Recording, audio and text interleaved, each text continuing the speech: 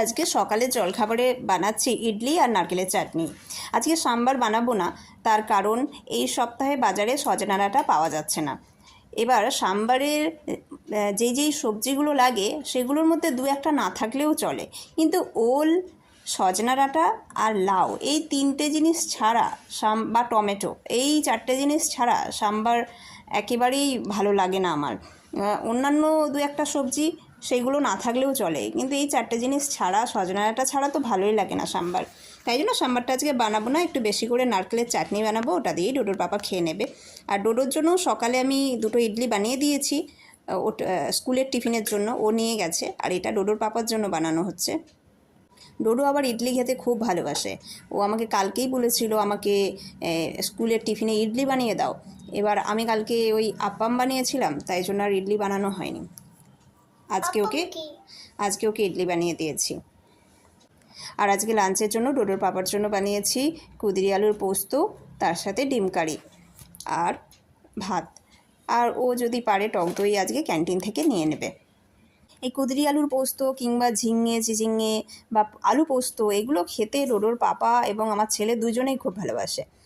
আর তো আজকে কুদরি আলুর পোস্ত দিয়েছি আর ডিম কারি দিয়েছি। ও টক দই না হলেও চলে যাবে হয়তো, কিন্তু যদি মনে হয় টক দই খাবে তো ক্যান্টিন থেকে নিয়ে নেবে। সকালের জলখাবারে ইডলি বানালে একটা সুবিধা হয় কি, খুব চটজলদি হয়ে যায়। তার কারণ ইডলির বেটারটা তো রেডি করাই থাকে, শুধু স্টিমে বসিয়ে দাও। আর তার সাথে সাম্বার বানানো খুব একটা কষ্টের কিছু নয়, প্রেসার কুকারে সিটি মারো, ছকে দাও, হয়ে গেল। আর তার সাথে চাটনিটা আগের দিন, চাটনিটা একটু ঝামেলার, তো সেই জন্য চাটনিটা আগের দিন সন্ধেবেলা যদি বানিয়ে ফ্রিজে রেখে দিই, পরের দিন সকালবেলা দিতে পারি।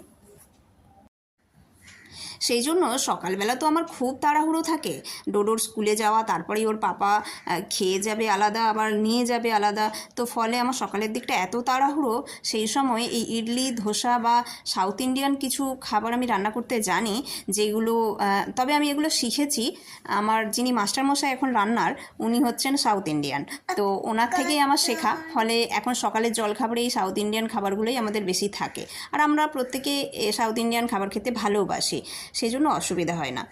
আর খুব তাড়াতাড়ি যেহেতু হয়ে যায় এবং স্টিমে হয়, তেল মশলা ছাড়া, সেই জন্য এটা পেটের জন্যও ভালো। সকালবেলা তেল মশলা খেতে তো ভালোও লাগে না। আর ডক্টররাও বলেন যে ফার্মেন্টেড খাবার খাওয়া উচিত।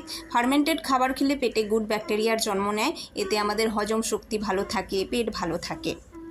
আর ডক্টররাও বলেন বাচ্চাদেরকে এইভাবে সপ্তাহে 2 দিন 3 দিন ফার্মেন্টেড কোনো খাবার দিতে, সেটা টক দই, এই ধরনের কোনো খাবার বা পান্তা ভাতও হতে পারে। সবাই ভালো থাকবে।